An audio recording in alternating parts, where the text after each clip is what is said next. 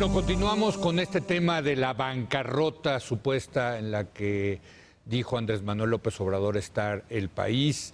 Y ahora queremos la visión de un economista que se considera de izquierda, como es Salomón Chertorivsky. Salomón, ¿cómo estás? Muy buenas noches. Leo, mucho gusto en verte, muchas gracias. ¿Está el país en bancarrota? Mira, yo creo que hay que separar con claridad. Primero, ¿se pueden los discursos hacer alegorías? Digo, esa tendría que ser ahí una discusión. Yo digo que es una hipérbole, ¿no? Bueno, pongámosle, pero vayamos al fondo. Sí. Creo que lo primero que tenemos que decir con toda seriedad es que México tiene una economía bastante sana. Es decir, por lo menos en los últimos 9 años hemos crecido mediocremente, pero hemos crecido sin crisis. Sí. En las últimas décadas, salvo 94, 95, 2008, 2009, pues la economía del país ha mantenido pues una seriedad en su macroeconomía, un cuidado en el déficit, la autonomía del Banco de México, y por eso tenemos la categoría y el grado de inversión que hacen de la economía mexicana una economía atractiva para el mundo. Por tanto, las finanzas de México y su economía están sanas, pero sanas no quiere decir que estamos bien o que estamos en un mundo ideal. Y creo que ahí es donde vale la pena hablar, si no de bancarrota, pues sí de una crisis, de un hundimiento. Y creo que esta reflexión es la que conlleva al planteamiento, porque si bien hemos crecido, ese poquito crecimiento se ha redistribuido de manera muy inequitativa, cada vez peor. Después de la crisis 2008-2009, los salarios laborales no se han recuperado. Estamos viviendo uno de los momentos en donde quienes trabajan ganan menos. Seguimos teniendo a la mitad de la población viviendo en pobreza, y eso nos debería de hacer reflexionar sobre el modelo y si ese modelo que adoptamos como país hace 3 décadas sigue siendo válido, sigue siendo viable, si no hay piezas que ajustar, si no tenemos que hacer una reflexión verdaderamente seria, porque insisto, sobre todo mediados de los 90, la variable objetivo era crecimiento. Vamos a crecer. Para crecer hay que hacer... Bueno, primero estabilizar la economía. Bueno, ¿no? después de la crisis... Que ahí sí estaba en bancarrota. Ahí estábamos... Lo que estaba en bancarrota eran las finanzas públicas. Totalmente, ¿no? totalmente. Bueno, había que estabilizar las finanzas públicas y con ello estabilizar la economía. Totalmente. Pero dijimos, vamos a hacer ciertas cosas y con eso vamos a crecer. Vamos a desregular, vamos a seguir con las privatizaciones, vamos a mantener el control sobre la inflación, vamos a cuidar el déficit y con ello... Y la apertura comercial, cosas, por supuesto, y continuar con la apertura comercial. Lo que se ha llamado el modelo neoliberal. El modelo, digámoslo así, otra vez, pero hicimos todo ello, fuimos el mejor alumno de esa idea, de ese modelo, y aún así no crecimos, porque el objetivo era crecer, y luego ese crecimiento iba a generar una suerte de efecto regadera que se iba a distribuir a todos. Correcto. No crecimos lo suficiente, y lo poco que crecimos tampoco se redistribuyó. ¿Qué pasa? Y ahí es donde empiezan los cuestionamientos. Pues dejamos a la desigualdad y a la pobreza en el cajón de lo moral. Eso se ataca, eso se corrige con programas sociales, y a la economía déjenla por otro lado. Hoy sabemos que necesitamos menor desigualdad para poder aspirar a crecer. Ahora, que necesitamos muchos pensamos, bueno, pero lo primero es tener una economía sólida que genere empleos. Y si generas empleos, esa es la manera de combatir la desigualdad y la pobreza. Por supuesto que el empleo es la forma de combatir la desigualdad y la pobreza, pero tú que estás completamente de acuerdo con que el gobierno debe de intervenir cuando hay fallas de mercado. Correcto. Bueno, en los mercados laborales también hay fallas de mercado. También hay una suerte de poder monopsónico de los empleadores que abusan de ese poder para bajar. Y en este país, a partir del salario mínimo, y el salario mínimo tan bajo durante 4 décadas, bajamos artificialmente el resto de los salarios que no tienen que ver con la productividad. Déjame preguntarte, porque muchos pensamos que los salarios están determinados por la oferta y la demanda. Lo que tú estás diciendo, no. No están definidos por la oferta y la demanda. El poder que tienen los empresarios ha hecho No, que tengan muchas veces poder te dicen los salarios. monozónico para bajarlos. Eso está. O sea, si los dejaras al libre mercado, ¿subirían los salarios? Sí, a ver, no. Esa es la pregunta. Si Salomón. todo fuera libre, Sí. es decir, si no existieran estas fallas de mercado o estas intervenciones en donde, por ejemplo, la institución del salario mínimo juega un papel relevante. ¿Por qué no ha pasado en otros lugares del mundo, digamos Alemania, un sitio profundamente industrializado? Porque hay empresas muy poderosas, pero hay sindicatos muy poderosos. Correcto. Y eso hacen un equilibrio en las negociaciones que no sucede de manera natural en los mercados. O sea, aquí lo que hay problemas es que no tenemos sindicatos que estén efectivamente por un haciendo lado, su chamba menos de del- defender los intereses de los trabajadores. Por un lado, menos del 9% de la población trabajadora formal en el país tiene un sindicato, Pues ahí está. y sabemos que muchos de ellos Son charros. sindicatos charros.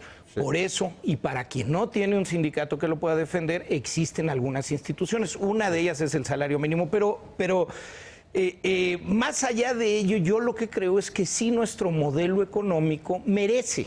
Sí. Merece, porque ha fallado en muchas cosas, no, merece desde una luego, discusión. desde luego, La desde misma discusión que tiene la revista The Economist esta semana sobre el liberalismo. Fantástico. Manifiesto del. Pues un ensayo. Que nos pica a los liberales. Pues sí, y un mea culpa en muchas cosas. Totalmente. Y es increíble que en el mundo, después de la crisis financiera 2008-2009, que puso en entredicho la raíz del modelo que habíamos seguido las últimas décadas, no hayamos por lo menos tenido una discusión seria al respecto de qué sí podemos hacer. Porque no estamos hablando de ciencia exacta, estamos hablando de economía, que en lo mejor de los casos es una ciencia social, que hay que irla revisando, que hay que irla modulando con la realidad y en base a ello tomar las decisiones. Ahora, uno de tus temas que te apasiona y que siempre lo hemos discutido aquí en esta mesa contigo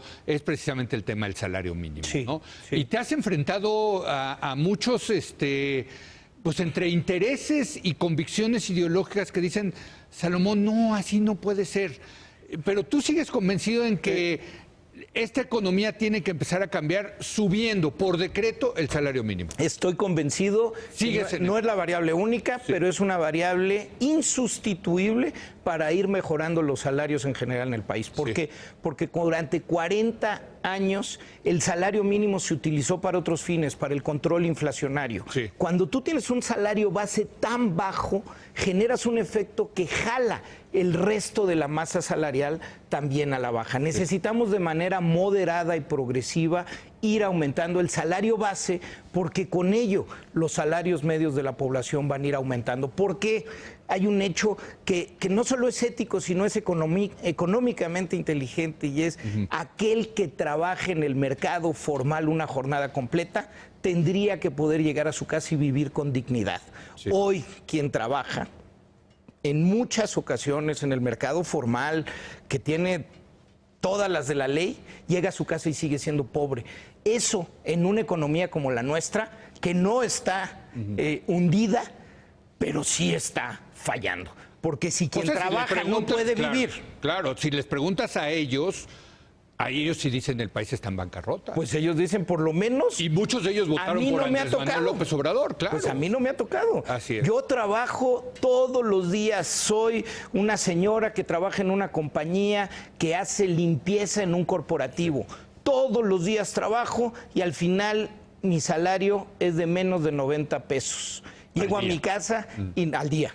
Llego a mi casa y no me alcanza ni siquiera para transportarme y darle de comer a mis hijos.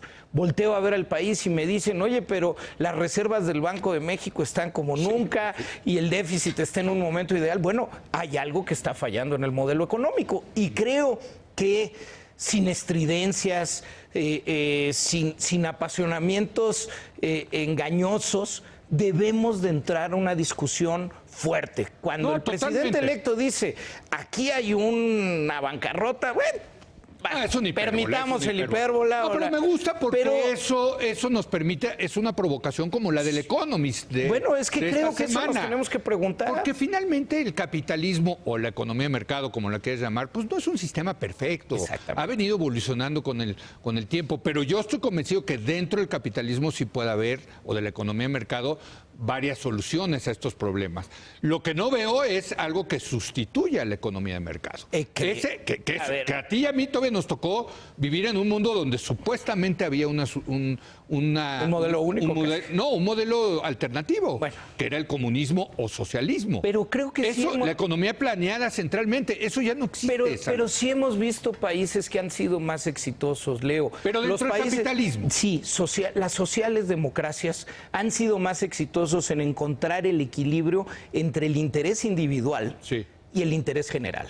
Es decir, sí, libre mercado, pero el Estado juega un papel equilibrante. El Estado, tú haz tu dinero, tú genera tu empresa, yo te voy a proteger para que tú puedas generar tu empresa, pero te voy a cobrar muchos impuestos. Y esos impuestos los voy a utilizar con transparencia y con eficiencia para generar un estado de bienestar que permita a los demás tener lo mínimo necesario para generar una sociedad cohesionada. A ver, Salomón, antes de entrar al aire lo platicábamos, ¿cómo hablar de un estado de bienestar en México si ni siquiera el Estado nos puede proveer seguridad? ¿Qué es el bien más básico que nos tiene que proveer? Mira, hasta el más neoliberal de los neoliberales te dice que debe de haber un Estado, porque es una falla del mercado, el tema de la seguridad. No lo puede proveer el sector público, privado, tiene que proveerlo el Estado. Y este Estado ni siquiera nos está proveyendo eso. Ahí es donde tiene que entrar el pacto social, Leo. Ahí es donde tenemos que decir, pues aquí como en la pirinola, todos ponemos qué nos toca, vamos a una nueva etapa y empecemos desde el hogar. Otra vez, empecemos registrando a las trabajadoras del hogar en la seguridad social. Si vives en la Ciudad de México y tienes un coche de lujo, no le pongas placas de Morelia, porque pues entonces no pagas las tenencias. Tengo mis dudas de eso. Y no pagas. Tengo mis dudas, Empecemos, hagamos un pacto social en donde todos pero convenzan, que se convenza. Pero por eso, pues tienen que convencer que el dinero se va a usar con eficiencia y con transparencia y tenemos que recaudar lo que el Estado necesita, porque ahora que llegan a ver dónde están los espacios presupuestales para cumplir con las promesas, pues no está tan fácil. Y entonces, ¿qué necesitamos? Pues sí, necesitamos cobrar impuestos, pero necesitamos utilizar esos impuestos con transparencia y con eficiencia en un Estado que funcione. Lo que sí, Leo, creo que la invitación que hace el Economist y creo que el tema que nos debería de llevar esta reflexión de la bancarrota o no, es si hay muchas cosas en nuestro país que están fallando y sin miedo debemos de discutirlas con claridad. Bueno, pues vamos a seguir en este tema y te voy a pedir que hagamos unas mesas de reflexión sobre este asunto. Gracias a Salomón Chertoriski. Muchas gracias a usted por habernos acompañado. Yo lo espero mañana en punto de las 10 de la noche cuando otra vez sea la hora de opinar. Mañana es viernes, vamos a platicar con el gran periodista, corresponsal de Televisa en España, reportero de guerra, Alberto Peláez, acerca de sus 3 películas favoritas. No se lo pierda, aquí nos vemos.